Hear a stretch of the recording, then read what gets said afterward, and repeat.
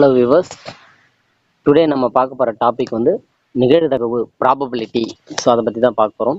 So ப்ராபபிலிட்டினா என்ன அப்படின்னு பார்த்தீங்கன்னா, இப்போ ஒரு நாணயத்தை வந்து நம்ம சுண்டுறோம், சரிங்களா? சுண்டனோம்னா நமக்கு ஹெட்டு விழும், இல்லைன்னா டெய்ல் விழும், இல்லைங்களா? ஸோ நமக்கு என்னென்னா அவுட்புட், அதாவது என்ன நமக்கு ஆன்சர் வரும்ன்றது நமக்கு தெரியும், ஆன்சர்ஸ் எல்லாமே தெரியும், பட் அதில் எதுன்றதை நம்மளால் ப்ரிடிக்ட் பண்ண முடியாது. ஸோ அதுதான் நிகழ்தகவு அப்படின்றது. இப்போது காயினை ஒன்று டாஸ் பண்ணோம்னா நமக்கு ஹெட்டு விழும், டெய்ல் விழும் தெரியும், அதாவது பூ தலை விழும் தெரியும், இல்லைங்களா? ஆனால் அதில் எதுன்றது நம்மளால் முன்னாடியே சொல்ல முடியாது. ஸோ என்னென்னலாம் வர்றதுக்கு வாய்ப்பு இருக்குது அப்படின்றது சொல்லலாம், அதில் எதுன்றது நம்மளால் சொல்ல முடியாது. ஒரு பகடையை உருட்டுறோம் அப்படின்னா, ஒரு டைஸை உருட்டுறோம் அப்படின்னா 1 2 3 4 5 6 இந்த 6 நம்பர்ல தான் ஏதோ ஒன்று விழும் அப்படின்றது நமக்கு தெரியும். ஆனால் அந்த 6 நம்பர்ல எதுன்றதை நம்மளால ப்ரிடிக்ட் பண்ண முடியாது. ஸோ அதுதான் நிகழ்தகவு அப்படின்னு சொல்லுவோம். ஸோ நிகழ்தகவுக்கான வரையறை டெஃபினிஷன்னா பி ஆஃப் இ. ஸோ அந்த P of E equal to அதுக்கு ஆன்சர் வந்து N of E by N of S.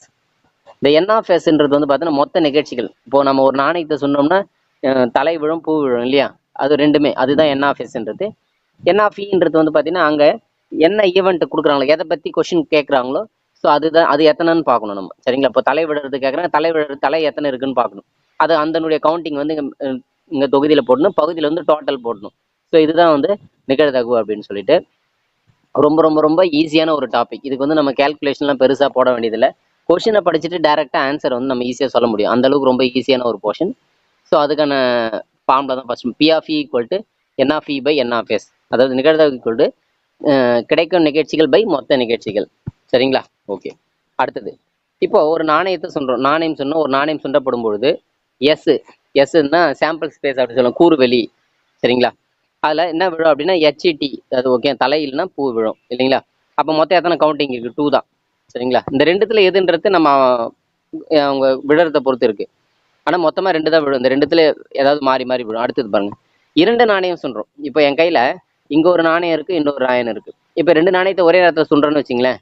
இப்போ என்ன ஆகுதுன்னா, மொதல் நாணயத்தில் ஹெட்டு விழுதுன்னு வச்சிங்களேன், 2வது நாணயத்தில் வந்து டெய்ல் விழுது. இல்லை மொதல் நாணயத்தில் ஹெட்டு வந்து 2வது நாணயத்தில் வந்து ஹெட்டு விழலாம். இல்லை மொதல் நாணயத்தில் டீ விழுந்து 2வது நாணயத்தில் ஹெட்டு விழலாம். இல்லை மொதல் நாணயத்தில் டீ விழுந்து 2வது நாணயத்தில் டீ விழலாம். ஸோ இந்த 4 பாசிபிள் தான் இருக்குது. அதை தான் இங்கே இருக்கேன். ஹெச்ஹெச் விழலாம், ஹெச்டி, டிஹெச், டிடி. அப்போது 2 நாணயங்கள் சொன்னால் அதோட கூறுவெளி வந்து 4 அப்படின்னு. அந்த கூறுவெளியினுடைய எண்ணிக்கை வந்து 4. அடுத்தது இதே மாதிரி எல்லாத்துக்கும் பேசலாம். 3 நாணயம்னா 8, அந்த மாதிரி சொல்லிட்டே போகலாம். அதே மாதிரி பாருங்க, 3 நாணயம்னா 3 நாணயத்திலுமே எச் விழலாம். இல்லை ஒரு நாணயத்தில் எச் விழுந்து 2வது நாணயத்தில் டி விழுந்து 3வது நாணயத்தில் எச் விழலாம். இல்லை டி எச் விழலாம். முதல் நாணயத்தில் டி விழுந்து 2வது நாணயத்தில் எச், 3வது நாணயத்தில் எச் விழலாம். ஸோ இந்த மாதிரி மொத்தம் வந்து 8 பாசிபிள் இருக்குது. இந்த 8 தவிர வேறு எதாவது விடுறதுக்கு வாய்ப்பு இல்லை. ஸோ இதுதான் கூறுவெளி அப்படின்னு சொல்லுவோம். இந்த மாதிரி நிறைய நாணயங்கள் போகும்பொழுது 2n ஃபார்முலா. இப்போ 4 நாணயங்கள்னு வச்சுங்களேன், இப்போ 2n இருக்கிறதுல 4 போட்டிங்கன்னா கூறுவெளி வந்து 16. இப்போ 2.5 அப்படின்னா 2 பவர் 5 அப்படின்னா 5 நாணயங்கள், இப்போ கூறுவெளி வந்து 32. ஸோ இந்த மாதிரி வந்து கூறுவெளிகள் வந்து நம்ம ஈஸியாக கண்டுபிடிக்கும் நாணயங்கள் அப்படின்னு சொல்லுவோம். அடுத்தது பகடை. ஒரு பகடை உருட்டும் பொழுது நமக்கு என்ன கூறுவெளினா 1 விழும், 2 3 4 5 6 விழும், இல்லைங்களா? அப்போ அதோட கூறுவெளிகளின் எண்ணிக்கை வந்து மொத்த கூறுவெளி எண்ணிக்கை வந்து 6, சரிங்களா? இது ஒரு பகடை. 2 பகடை உருட்டுறோன்னு வச்சுங்களேன், அப்போ மொதல் பகடையில் 1 விழுந்து இன்னொரு பகடையில் 1 விழலாம். இல்லை 1 விழுந்து அதில் 2வது 2 விழலாம். ஸோ 1,1 1,2 1,3 1,4 1,5 1,6. ஏன்னா அதுக்கு மேலே 1,7 வராது. ஏன்னா 7 ஒரு பகடையில் வந்து 7லாம் விழாது, 6 விழ தான் விழும். இல்லைன்னா 2,1 2,2 2,3 2,4 2,5 2,6.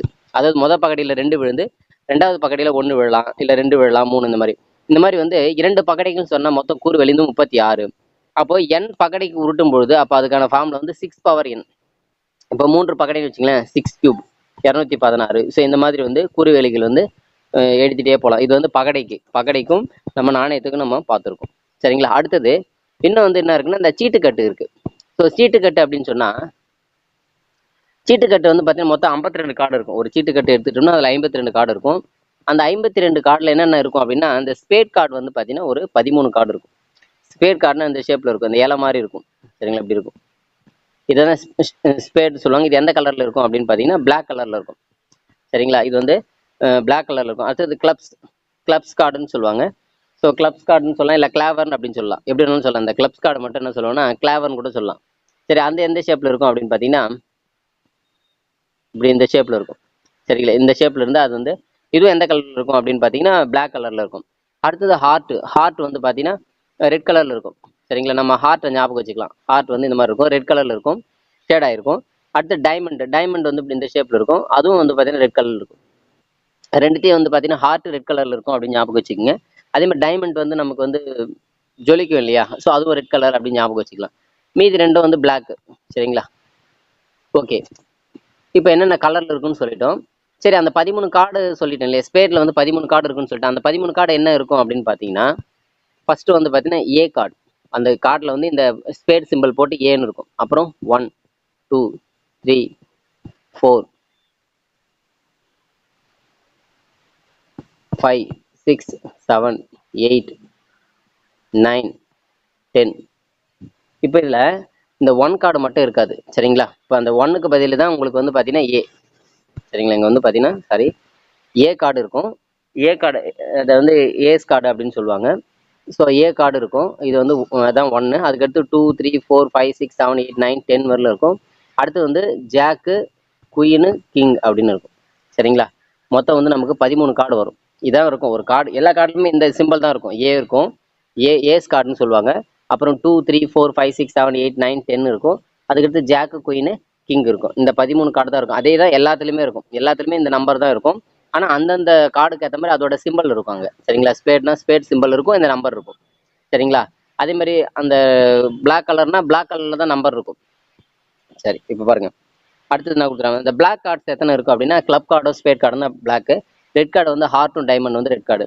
சரிங்களா? அடுத்தது பட கார்டு, ஃபேஸ் கார்டு அப்படின்னு சொல்லி பட கார்டு. அதில் வந்து பார்த்தீங்கன்னா ஏஸ், அதை ஏன்னு போட்டிருந்தோம் இல்லையா, ace card, king, queen, jack, இது நாலும் வந்து பார்த்தீங்கன்னா படக்கார்டு அப்படின்னு சொல்லுவோம். சரிங்களா? இது வந்து நம்பர் கார்டு கிடையாது, படக்கார்டு. அடுத்தது இதெல்லாம் நம்ம வந்து இப்போ ஃபர்ஸ்ட் பேசிக் பார்த்துட்டு இருக்கோம். இது முடிஞ்சதுக்கப்புறம் அதுக்கு அடுத்தது சம்ஸ் பார்க்கலாம். அடுத்தது பாருங்க, சுழற்சி முறை காம்பினேஷன். இப்போ 5C2 அப்படின்னா என்ன அர்த்தம்னா, 5C2 அப்படின்னா 5 பால் இருக்குன்னு வச்சுக்கோங்க. அதுல இருந்து 2 பால் நம்ம செலக்ட் பண்றோம்னு வச்சுங்களேன். அதனால அது வந்து 5C2 அப்படின்னு சொல்லுவோம். இப்போ இதோட வேல்யூ எப்படி தெரியுமா? ரொம்ப சிம்பிள். 5 போட்டுக்கோம். அதுக்கு அடுத்தது அப்படியே குறைச்சிட்டே வரணும். 5க்கு அப்புறம் 4. இங்க 5C2 இருக்கு. அப்போ 2 நம்பர் தான் போடணும். 5ல இருந்து 2 நம்பர் குறைச்சி போடணும். அப்போனா 5 4 பை 1ல இருந்து 2 கார்டு, அதே 2 நம்பர் 1ல இருந்து போடணும். இதான் இது வந்து சிம்பிளை பண்ணீங்கன்னா 2 5 2 சார் 10 அந்த மாதிரி. சரிங்களா? இப்போ 10C3ன்னு வச்சுங்களேன். இப்போ 10C3னா எப்படின்னா, 10ல இருந்து ரெடியூஸ் ஆகணும். 10 9 அப்படின்னு சொல்லி அந்த மாதிரி எத்தனை வரலும் போட்டு போனா 3 நம்பர், அப்போ 8 வரலும் போட்டாச்சு. டிவைடட் பை 1ல இருந்து 3 வரலும் போடணும். 1 2 3.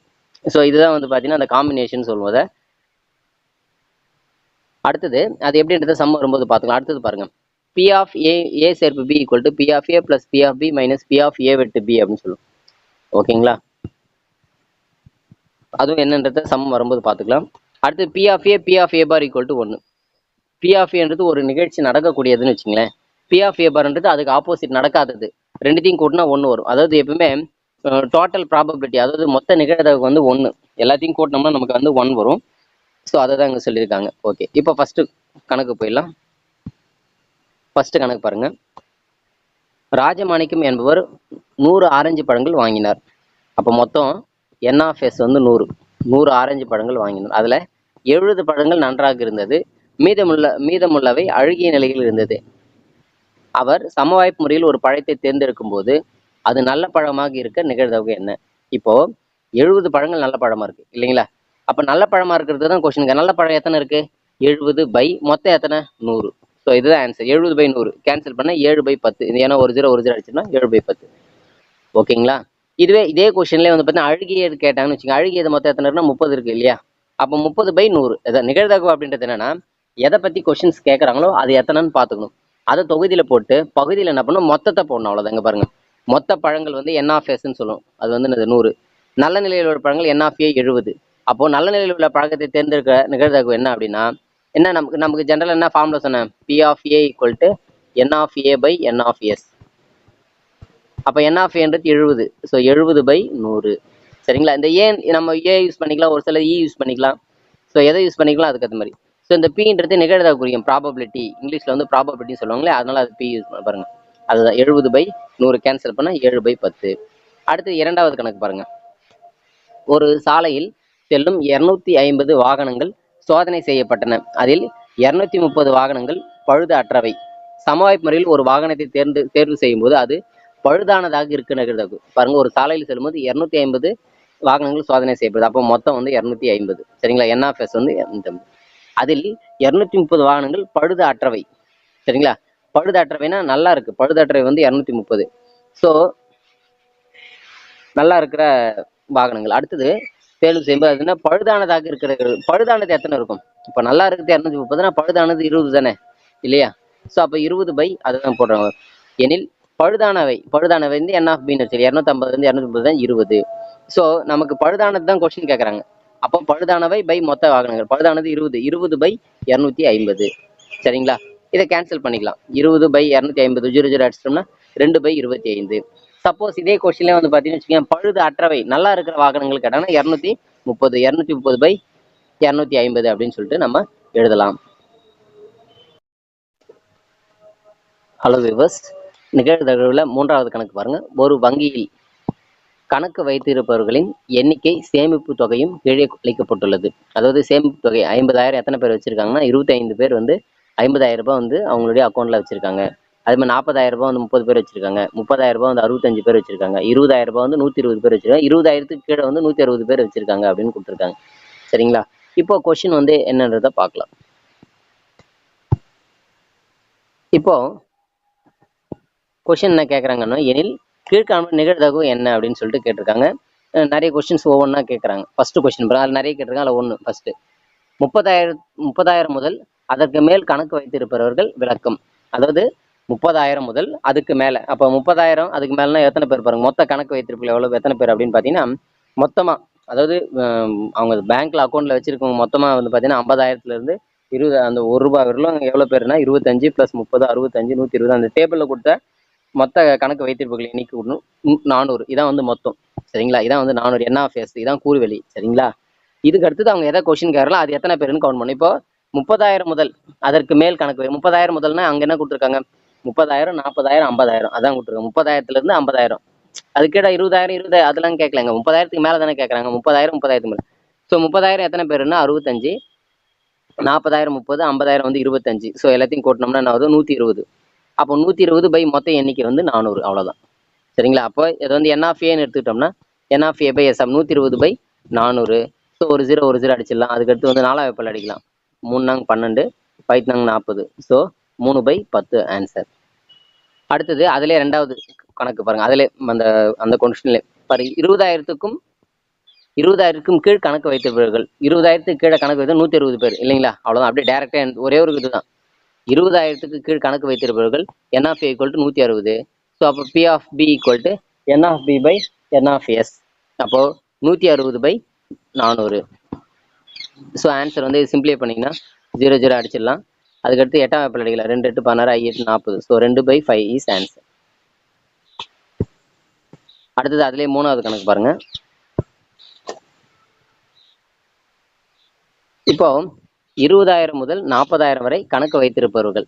ஸோ 20,000லேருந்து 40,000 வரலாம். முதல்ல 20,000ல் எத்தனை பேருன்னு பார்க்கணும். அதுக்கடுத்து 30,000ல் பார்க்கணும். அடுத்து 40,000ல் பார்க்கணும். கரெக்டுங்களா? ஸோ மொத்த எண்ணிக்கை வந்து பார்த்தீங்கன்னா 400. அது மாற்றம் இல்லை. ஸோ இப்போ 20,000 பேர் எத்தனை பேர் அப்படின்னு பார்த்தீங்கன்னா 20,000 வச்சிருக்கிறது 120 பேர், 30,000 65 பேர், 40,000 வந்து 30 பேர். இது எல்லாத்தையும் கூட்டணும்னா 215. So 215/400 N of C by N of S. P of சினா பினா ப்ராபபிலிட்டி, சியோட ப்ராபபிலிட்டி. ஸோ சின்றது இங்கே என்னன்னா இங்கே 3வது கொஸ்டின் தான் அது. ஸோ நம்ம நிறைய ஒரே கொஸ்டின்ல 2 3 வருதுன்னா அது ஏபிசின்னு எடுத்துக்கலாம்.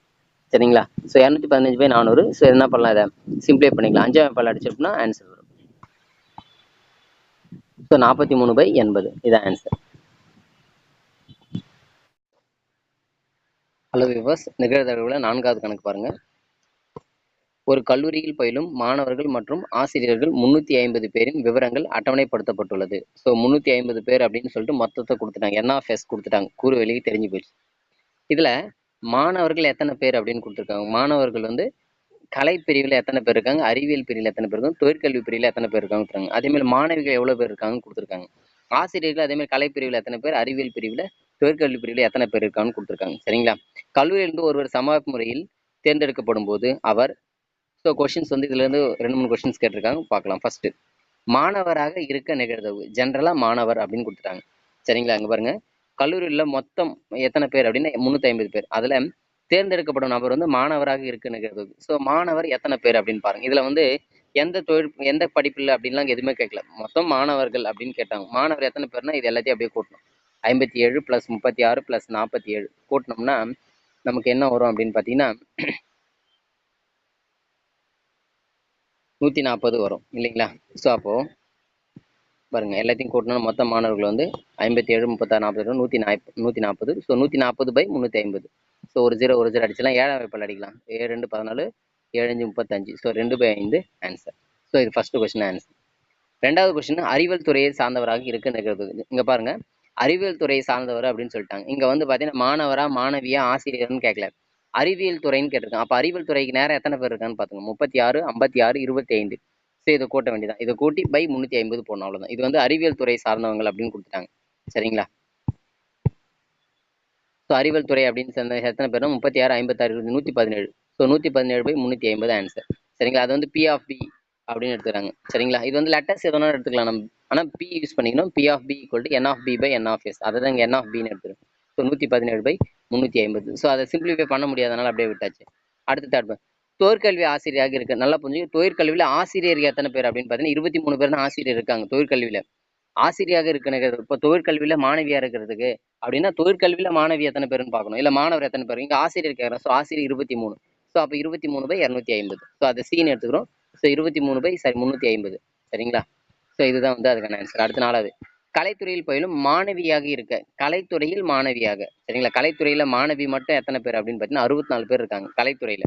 சரிங்களா? இங்க கலைத்துறையில பார்த்தீங்கன்னா தெரியும் உங்களுக்கு. இங்க பாருங்க, கலைத்துறையில மாணவிகள் எத்தனை பேர் பாருங்க. இங்க பாருங்க, கலைத்துறையில மாணவிகள் அப்படின்னு பார்க்கும்போது 64. ஸோ 64/350. சரிங்களா? அடுத்ததா ஐந்தாவது கேள்வி. ஸோ ஆன்சர் வந்து பார்த்தீங்கன்னா 64/350. அதை வந்து கேன்சல் பண்ணலாம். 32/175 ரெண்டாவது பல் அடிக்கிறாங்க. அடுத்தது ஐந்தாவது கொஸ்டின். அந்த நபர் மாணவியாக இல்லாமல் இருக்க நிகழ்வு. ஒரு நபர் தேர்ந்தெடுக்கும் இல்லையா, அவங்க மாணவியாக இல்லாமல் இருக்கணும், மாணவியை தவிர. ஸோ மாணவியை தவிர எத்தனை பேருன்னு பார்க்கணும். அதாவது மொத்தம் வந்து 350 பேர் இல்லையா, அதுல மாணவர்கள் இருக்காங்க, மாணவிகள் இருக்காங்க, ஆசிரியர் இருக்காங்க. அதுல மாணவிகள் தவிர்த்து அப்படின்னு கேட்குறேன். மாணவிகள் இல்லாம, சரியா, மாணவியாக இல்லாமல் இருக்குன்னா மாணவிகள் எத்தனை பேர் மொத்தம்னா 150 பேர். அதை 350ல 150 பேரை கழிச்சிடுங்க, ஏன்னா மாணவிகள் வரக்கூடாது. அப்போ மீதி இருக்கிறது 200 பேர். அப்போ அந்த 200 பேர் தான் மாணவர்கள் ஆசிரியர் ரெண்டும் சேர்ந்தது. அப்போ 200/350. ஸோ அதுதாங்க பாருங்க. ஸோ நிகழ்த்து வந்து மாணவிகள் அல்லாதவர் வந்து பார்த்தீங்கன்னா 200. இந்த கழிச்சிருக்காங்க பாருங்க. 350ல 150 கழிச்சோம்னா 200 பேர். ஸோ 200/350. ஸோ அடிச்சல் 5 அடிச்சா 4 5 20 7 35. ஸோ ஆன்சர் வந்து 4/7 ஆன்சர். அடுத்தது ஐந்தாவது கேள்வி. ஒரு வேட்பாளர் ஒரு தேர்தலில் வெற்றி பெறுவதற்கான நிகழ்தகவு 0.85 எனில் அவர் தேர்தலில் தோல்வி அடைவதற்கான நிகழ்தகவு. ஏற்கனவே சொல்லியிருக்கிறதுல, அதாவது ஒரு நிகழ்தகவு கொடுத்துட்டு அதுக்கு ஆப்போசிட்டா கேட்கறது. சரிங்களா? இப்போ வந்து இது வந்து வெற்றி பெறதுக்கு. சரிங்களா? வெற்றி பெறுவதற்கான நிகழ்தகவு பி ஆஃப் ஏ அப்படின்னு எடுத்துக்கலாம். ஸோ இங்க ஆக்சுவலாக நிகழ்தகவு டைரக்டா கொடுத்தாங்க. நிகழ்தகவு அப்படின்னு சொல்லிட்டு அதை பி ஆஃப் தான் எடுத்துக்கணும். எண்ணிக்கை அப்படின்னா தான் நம்ம N of A N of B அந்த மாதிரி எடுத்துக்குவோம். ஸோ இங்க வந்து நிகழ்தகவு அப்படின்னு கொடுத்துட்டாங்க பாருங்க. அப்போ பி ஆஃப் ஏ ஆன்சரே கொடுத்துட்டாங்க 0.85. இப்போ என்ன கேட்கறேன்னா தேர்தலில் தோல்வி அடைவதற்கான நிகழ்வு. இது வந்து வெற்றி பெறதுக்கு. அப்போ தோல்வி அடைகிறது என்ன பண்ணணும் அப்படின்னா பி ஆஃப் ஏ பார். சரிங்களா? இப்போ ஏன்றது ஒரு விஷயம் நடக்கக்கூடியதுன்னு வச்சுங்களேன். அப்போ ஏ பார்ன்றது அது நடக்காததுன்னு அர்த்தம். அப்போ நம்ம பி ஆஃப் ஏ பார் கண்டுபிடிக்கணும். சார் நான் ஏற்கனவே சொல்லியிருக்கேன், P of A plus P of A bar. அதாவது ஒரு நிகழ்வு நடக்கிறதுக்கும் நடக்காதது ரெண்டுத்தையும் கூட்டினா 1 வரும்னு சொல்லிட்டு. இதுல இருந்து இப்போ எனக்கு நடக்காதது வேணும்னு வச்சுங்களேன், பி ஆஃப் ஏ பார் வேணும்னா அப்போ 1 மைனஸ் இந்த பி ஆஃப் ஏ கழிச்சணும். 1ல இருந்து அதை தான் இங்கே பண்ணியிருக்கோம். 1ல இருந்து பி ஆஃப் ஏ, அதாவது இங்க வந்து தேர்தலில் வெற்றி பெறுவதற்கான நிகழ்தகவை கழிக்கிறோம். 1ல இருந்து கழிச்சிட்டோம்னா 1ல இருந்து 0.85 கழிச்சா 0.15. இதுதான் வந்து பாத்தீங்கன்னா இதுதான் வந்து பாத்தீங்கன்னா வெற்றி, அதாவது தேர்தலில் வந்து தோல்வி அடைவதற்கான நிகழ்தகவு வந்து 0.15. சரிங்களா? ஸோ அதுதான் கொடுத்துருக்காங்க. இது போன்ற கணக்குகளில் கொடுக்கப்பட்ட நிகழ்தகவை 1லிருந்து தான் கழிக்க வேண்டும். So P of A plus P of A bar equal to 1. இது வந்து எப்படி வேணாலும் சொல்லலாம். இப்போ தோல்வி அடைகிறவங்களுக்கு கொடுத்துட்டு வெற்றி பெறவங்க எத்தனை பேர் கூட கேட்கலாம். ஸோ அப்படின்னா தோல்வி அடைகிறவங்கன்னா பி ஆஃப் ஏ பார் கொடுத்துறான்னு வச்சுங்களேன். ஸோ அதை வச்சுட்டு வெற்றி பெறவங்க எத்தனை பேர் அப்படின்னு கேட்கலாம். ஸோ அப்போ பி ஆஃப் ஏ கண்டுபிடிக்கலாம். ஸோ எதை வேணாலும் கொடுத்து நம்ம கண்டுபிடிக்கணும் இங்கே. சரிங்களா?